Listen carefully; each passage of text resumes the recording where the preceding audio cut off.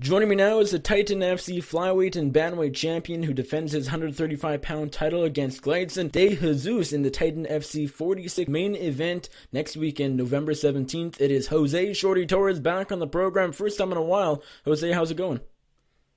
It's great, man. I'm just really excited to make my return and just happy to be back on the show. Excellent. What is life as champ been like? You, of course, picked up the bantamweight title. You won the flyweight title last year, and you picked up the bantamweight title over Farkhad Sharipov earlier this year. What has it been like being a dual champion? Hasn't been the best thing in the world. And the only reason I say is because even though I won the bantamweight championship, and I thought it was an amazing fight because it showed the UFC to me that I came back from adversity, I got exactly what I wanted. The UFC called me.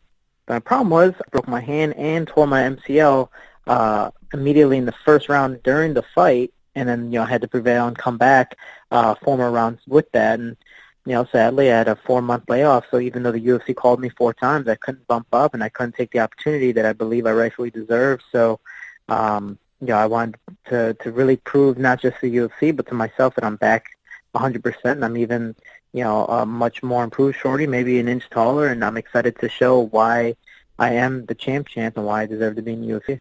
How did recovery go for your hand and your MCL? Of course, you're 100% now, I would imagine, with the fight coming up, but when did you actually become 100%? When were you fully recovered?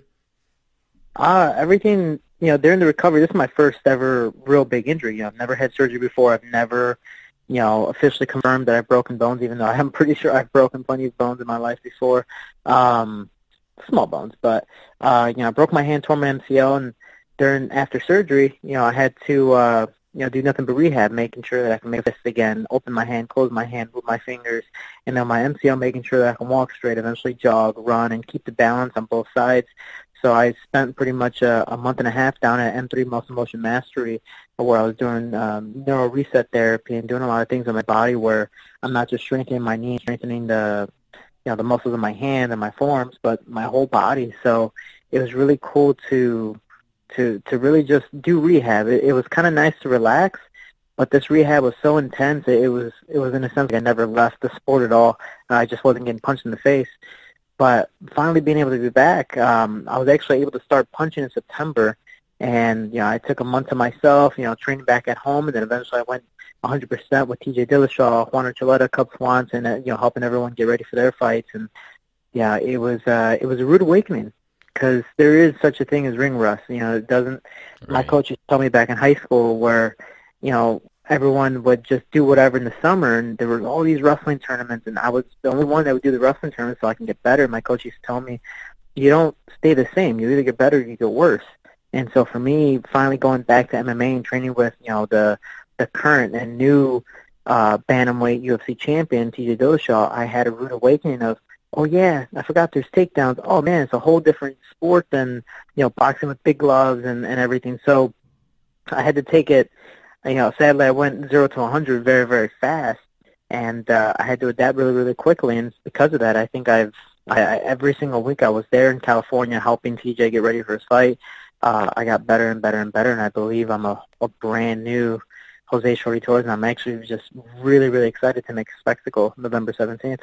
During your period of rehab, how difficult was it to just do rehab and not, you said it was cool just because you've been an active fighter and just to be able to sit back and relax a little bit, although the rehab you weren't particularly relaxing, but I imagine you started to get an itch to get back in the cage just because it has been a little bit, it has been quite a layoff, which is not something, as you said, you never really had been injured before this. It's not something you're used to. How did you start getting that itch? Was it difficult to not be fighting and not be training? Yeah, it was one of those things that, I fought 5 fights in roughly about a year for Tennessee, and I was like, man, I really want to break. And then I break my hand, tear my MCL. I was like, this is not the break I was looking for. I was hoping for, a couple weeks just to relax and be to myself and enjoy a small vacation as my fiance graduated college with her undergraduate the same week as I was fighting. So it's like, oh, we're going to celebrate, we're going to enjoy ourselves, have a small vacation just to ourselves. But sadly, I'm injured, and she ends up, being my in a sense, my caretaker, rolling me around in the wheelchair because I wasn't able to walk the first week. So it was definitely very different. Finally getting back home to kind of relaxed. Well, I had to do surgery, I had to do rehab, and then going down to Columbia, Missouri, and doing the rehab was very intense. Even though physically I was able to relax more than I would be in, actual MMA training, it was really hard to see, for example, the Contender series, these guys being called up to the UFC, mainly in the flyweight division. I was like, man, I've trained with that guy before. I know I can beat this guy, or, I just know what I can do, and I'm the champ. Everyone's praising me right now, what I've been able to do in Tennessee. I deserve a UFC contract. Every time they called me, it was for either the Contender or a last-minute call-up, and, during that duration of time, I wasn't able to take it. So it's one of those things that, opportunities come and go, and even though I'm 25 years old, it still sucks to see those opportunities go, even though I know there's going to be plenty more in the future, so there's going to be one right after this fight, and hopefully I get a fight in, the UFC in December, but first things first, I got to make a spectacle out of Gleidson DeJesus and show that I'm 100% back, if not even better, and, show how bad I've been wanting to get back in there. You mentioned ring rust, which some fighters believe in, others don't. It seems to affect fighters differently. Could that be a factor here? Are you worried that ring rust could be in this fight a little bit? I wouldn't say in the fight much.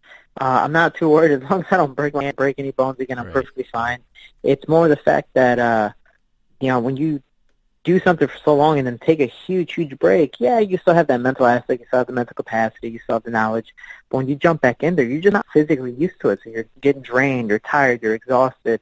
You're not used to getting punched in the face. You're not used to all these combinations coming, mainly when you go from doing nothing to training with now the current bantamweight champion, TJ Dillashaw, which, again, he is known, and I do confirm he does go, nearly, if not close to 100% in practice. He goes all out because he wants to be the best in the world, and being able to do that and go with him, you have to catch up fast, because if not, you're going to get pretty hurt. And, the first week was tough, and then eventually slowly started to progress. And last week I did very, very well. We ended his camp very well on the high note for both of us, and, he was able to claim his bantamweight championship, and I'm going to be able to defend mine very, very soon because of it.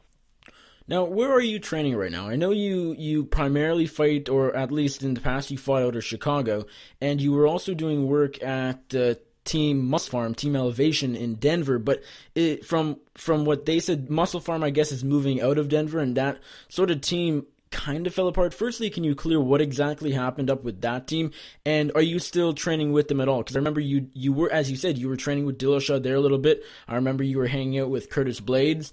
What is the current situation there?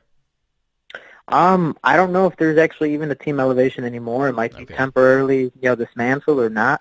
I was really just there helping TJ Dillashaw get ready for his fight, and Joseph Benavidez get ready for Cejudo at the time. So for me, I was traveling over there, helping them. Coincidentally, it was, helping myself as well. And when TJ said he's moving to California to start a new training camp, he has a new strength and conditioning coach, weight management specialist for himself. And I was like, okay, cool. If you're taking care of me, I'm more than happy to do it. I'm definitely not going to deny free training, mainly when you have, Mark Munoz as a wrestling coach, Chris Darrow as a wrestling coach. You have Dwayne Ludwig, who's a fantastic stand-up coach. And then overall, just the strength and conditioning program and all the guys you go with, Cuff Swanson, TJ, Juan Archuleta, which is a 4-weight class champion for the King of Cage, and just so many more guys from Bellator and Glory. And just it's really cool to get nothing but a small guy camp. No one's over 155. So it's all 55ers down to 25, and it's literally the best in the country, if not the world, and it's an awesome experience. So I was training in Anaheim, California, doing that. Also mixing it with Indio Boxing, Boys and Girls Club, and so I was doing a lot of boxing as well. And now I'm actually staying with Luis Giordano Nutrition to get my weight down, my weight management specialist. And I mean, I'm 9 days out, and I'm only 4 pounds overweight. So far, so good. It's not like I'm even cutting weight. I'm just working out to stay in shape and be ready for this fight. Would you be willing to move out to California to train at that gym full time? Is that something you've thought about? I don't know. Every single camp I've been somewhere different. For the Pedro Nobro fight, I was helping TJ for his fight in Colorado, and then for the Farkal Sharipov fight, I was training with other people in Colorado. TJ was just kind of taking his time off and figuring out what was next for him, whether it be Cody Garbrandt or Demetrius Johnson at the time. So he wasn't 100% training, but before that I was at Jackson Wink, and before Jackson Wink, I was in Texas with Mark De La Rosa and Johnny Hendricks, and before that I was at San Diego Combat Academy. But yeah, I'm just, I don't know where I'm going. I'm always traveling all over and just having fun, getting different looks. But my hometown, Chicago, Illinois, is is the gym. I'm always going to represent Combat Dough, and that's always my home. Perfect. Now, the last time I talked to you before this evening was actually August 2016, so as I said off the top, it had been a little bit.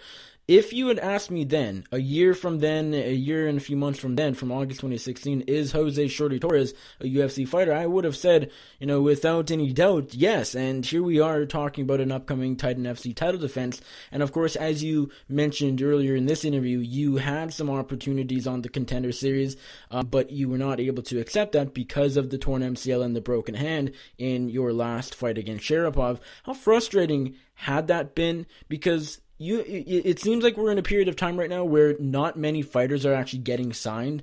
They're not signing a lot of fighters just for a regular fight. It's usually on short notice. How frustrating was that to have to say no to something you've wanted for a long time? Yeah, it really sucks, because I believe in that year. Again, I've done something that no one's ever done in Titan FC. I've done something that Conor McGregor has done, and I believe it was 14 fights. He was 12-2 when he became the Cage Warriors double-weight class champ. I did it at 5-0, and in that process, I was able to defend the belt. So I'm doing stuff that people haven't done, mainly as fast. And now, hopefully, November 17th, I defend another one. So it's finally getting those calls that I believe I deserve, and then not being able to take them because of, hey, maybe it's karma, maybe it's something in life, or maybe it's just not meant to be at that time and day. Maybe it's meant to be after this fight, something, I can't wait to find out. But again, opportunities come and go. I just got to be able to keep my head up and keep pushing forward like I do in all my fights and, see where it goes next. But, win or lose, I'm always just excited to see what's in front of me.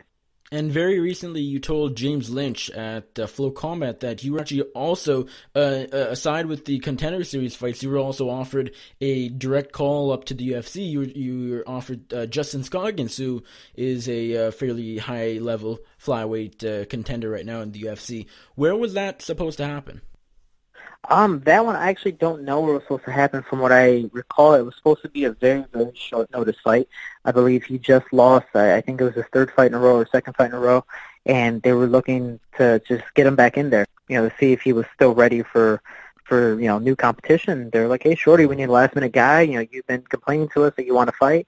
Like, oh, hey, man, I'm sorry, I've been injured. I really appreciate you giving me the calls, but I'm not going to fight until November. I want to be able to get a full training camp to know I am 100% and to know that I can do this without hurting myself again. I want to heal just once. So, sadly, I got 4 calls, 3 for the Contender, 1 for Justin Scoggins, and now Tim Elliott is fighting Justin Scoggins, which I think that's going to be a fantastic fight, and we're going to see, who wins that one. Maybe I get, whoever's next, or maybe I get Jared Brooks. I know him and I have been feuding for a little bit as well, and, honestly, it's win this fight, I defend my belt.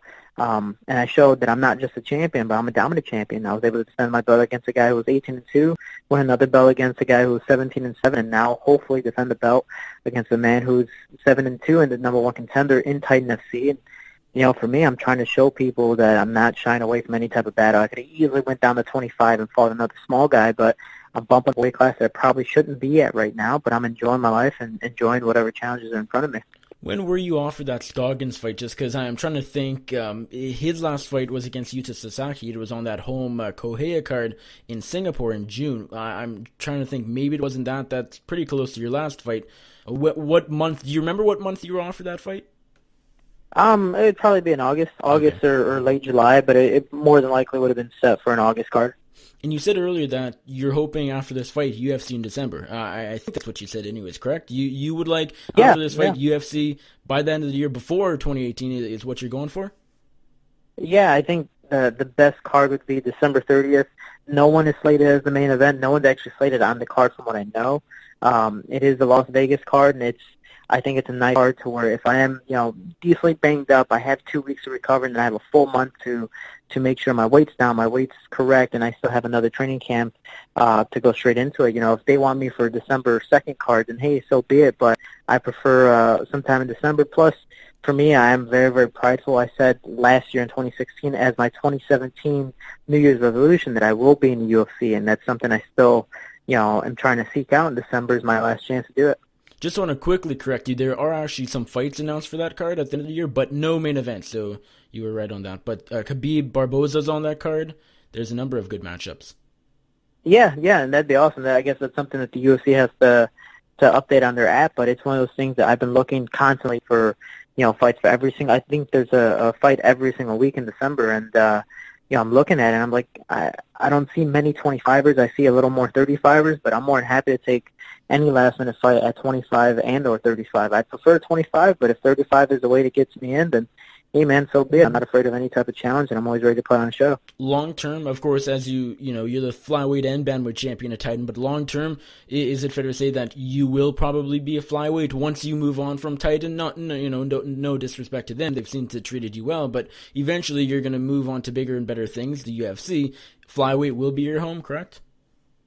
Yeah, Tennessee's treating me, just generously, because I've gotten so many great opportunities so fast, but all against great competition, and it's been able to really showcase my skills against some of the best in the world because of my amateur record. And I'm really, really excited November 17th to get that fight and to be another main event. This will be I believe my third straight fight as main event, and it's really cool to see that because again, somebody on my record has never done anything like this before, and get this fight. I know Titan FC is going to promote the hell out of me and really try to get me in the card in December. And if I can do that and show the world that, one, my New Year's resolution is definitely set. I got a 2017 UFC contract, and two, I just want to show the world that I'm back.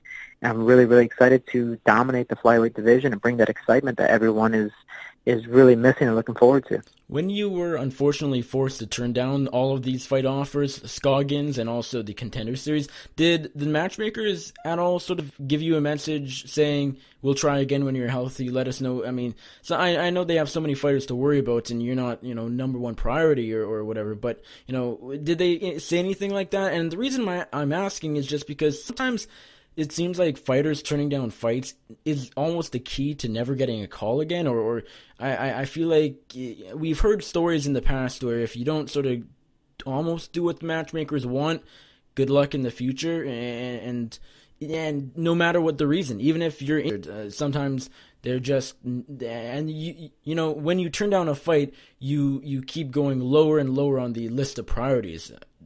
Did they tell you that you would be ready to go, once you're healthy? Did you get any sort of message like that? Not from what I know of, or not that I can recall. Overall, what I've been trying to do is, it kind of sucks because it feels like instant karma in a sense, because I was complaining about getting a call, and then now I get a call and I can't take it. So one, I know I'm annoying them, and then two, when they call me and I deny them, it's kind of more of a slap in the face to them, and it's obviously accidental. But it's one of those things that, it's not me denying because whether it's negotiation deals or I just don't want to take that type of opponent. It's more of, hey, man, realistically, I can't take this fight right now. I'm injured. I definitely know they understand, and I'm a young prospect coming up, and I think because of my record, my accolades, and everything I've been able to do, mainly hopefully, after November 17th, everything keeps on going on a high note. It's really hard for them to deny me. And, I definitely did receive a positive text of, after November 17th, maybe we can, work something out for December. So, fingers crossed, we'll see what happens. And, but until then, November 17th, the first thing on my eye, in front of me. Well, let's talk about that fight. Of course, this is your first bantamweight title defense since capturing the title with the win over Sharapov in May. I would imagine you're pretty happy weight-wise about defending the bantamweight title, not flyweight, just because, as you said, you're already 139 pounds out. You're 4 pounds off championship weight over a week out. Weight cut is going better than well, from the looks of it. Yeah, I'm super lean. Louis Giordano nutrition, just, it's one of those things that as long as I listen, everything goes well. So it's not much. It's not hard to do. All I got to do is, you're going to make this for me? Perfect. I'll eat it. So my weight's great. I'm not working out as much. I'm just keeping my conditioning up, and, I'm recovering for whatever bumps and bruises I've had and making sure that I'm 100% from my training camp and from my injury. And, it's Gleidson DeJesus, even though paper-wise is not the most touted opponent compared to the guys I've beat, I've already beaten some of the best. But he's a new, very, very hungry up-and-comer, and that's what makes it that much more exciting, is that for me, I'm facing a guy who's trying to get where I'm at, and I'm trying to get somewhere where no one has been, at my record with all my accolades. I'm trying to get to the next level, and he's trying to get where I'm at. So even though, in a sense, paper-wise, I'm downgrading in a possible lose-lose situation, that makes it more motivating for me. I have to win this fight. It puts the pressure on me. It puts the pressure on my shoulders to keep on pushing forward and make sure that I, did 100% great in my rehab. I did 100% great in my training camp, and I'm 100% back and, showing the UFC that I'm ready for the next level. Do you have a preference as far as defending either the flyweight or the bantamweight title goes? Do you rather defend one or the other? I'd prefer, the 125 flyweight title just because, smaller people, less power, and I've already beaten the best guys.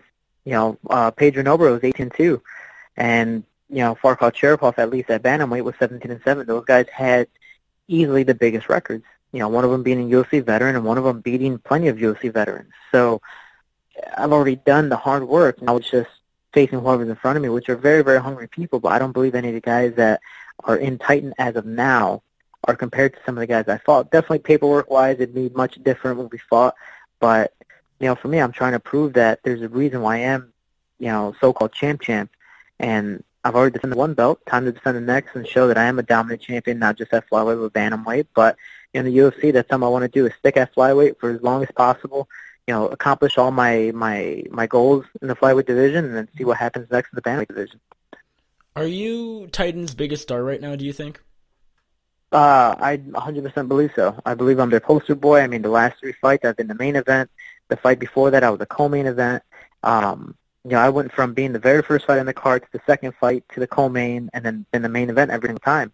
It doesn't matter right now what card I'm on. It doesn't matter who's in front of me. Hell, we had Jose Cavalcante and Kurt Holloway as my co-main event for the last fight. And people were expecting them to be a more respected, touted fight, and out of nowhere, Sharipov and I ended up winning fight of the night.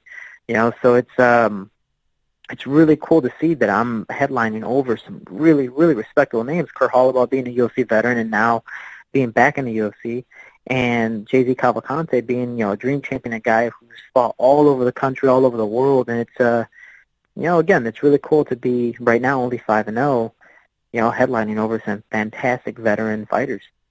And perhaps this won't be too relevant just because, again, if you get the win here, it seems like a UFC call is probably likely, although I said the same thing, last year, again, after maybe your third fight or fourth. But, if for whatever odd reason something happens and you don't get the UFC call in the next month or two, would you be happy staying the champ? Do you want to keep both titles and try and defend both as much as you can? Or would you want to maybe vacate the bantamweight title just to focus and build up your resume at 125? Because as you said earlier, that's probably where your long-term future will be. And that definitely brings up a good point for me. Titan FC's definitely treated me very well, and they've, really got me out there, promoted me, and, even got the attention of the UFC to look at me, and even some of my sponsors, Bad Boy and so many more. It's really, really cool, but for me, I won both belts. I'm a champion at both, and I think what really defines a champion is not winning it. That's great, but it's also defending it. And I want to be able to be a very dominant champion, not just at one weight class, but both. That's what makes me different. Everyone will be extraordinary, but once I start making the extraordinary look ordinary, that's when I become extraordinary. So that's what I'm trying to do right now, is defend my bantamweight belt. If I don't get called up, this next fight, then so be it. Hopefully there's a card in December for Titan FC, bump back down, be the main event, and defend my flyweight belt and keep on going back and forth until the UFC finally decides to give me that call I believe I deserve. What are your thoughts on the status of Titan FC right now? Last year I would say there was a very good case. You could easily make a case that they were the third best promotion in the world, and I no disrespect to them. They've been working really hard and putting on good fights, but I'm not so sure it's nearly as clear as it once was. They've lost a number of fighters. Freddie Assunção has been sitting out for a long time. Andre Harrison, the featherweight champion, who was very dominant, left for World Series of Fighting. And Belal Muhammad. It's sort of the story with a lot of promotions that are so willing to let their fighters go to the UFC. What are your thoughts on Titan FC and how they're doing right now? What do you think? I think Titan FC is a phenomenal promotion. You look at, for example, the Contender series, almost every single show had 2 Titan FC fighters on every card out of 10 fighters. They're trying to get their guys to bump up. They know their spot next to the UFC, and they know that they are, in a sense, a UFC feeder program.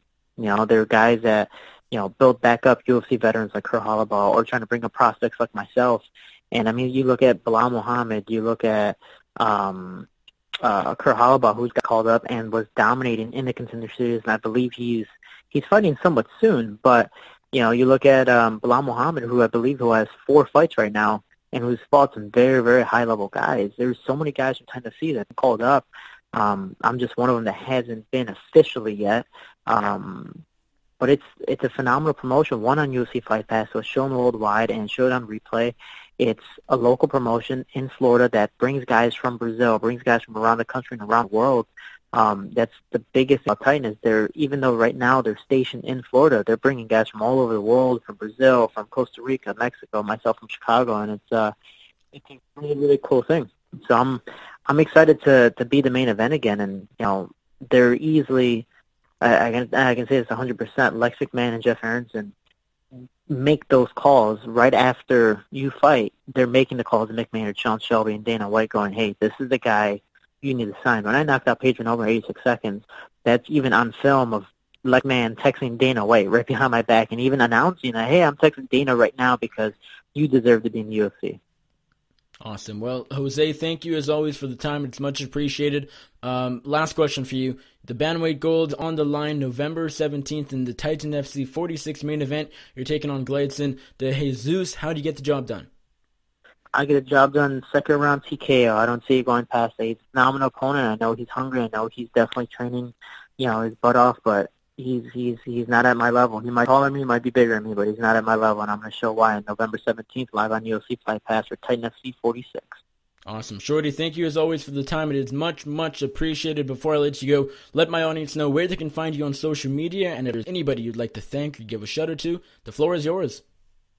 Thank you to all my sponsors. Thank you to yourself for, the time and patience to interview me. I really appreciate that. And, again, I always say we roll together. We are Team Shorty. If anyone wants support and follow me, Jose Shorty Torres on Instagram, Jose Shorty Torres locations around Shorty on Facebook for my fan page, and Shorty Torres 125 on Twitter. And again, if anyone wants to support the team, I will be doing a sale soon, and 20% of all my earnings go to the kids at my gym so they can travel and train. TeamShorty.com. Please purchase some apparel, and hopefully we get to see everyone at Titan FC 46 with a whole section of Team Shorty gear. So I really appreciate it, guys. Thank you so much for the support and time.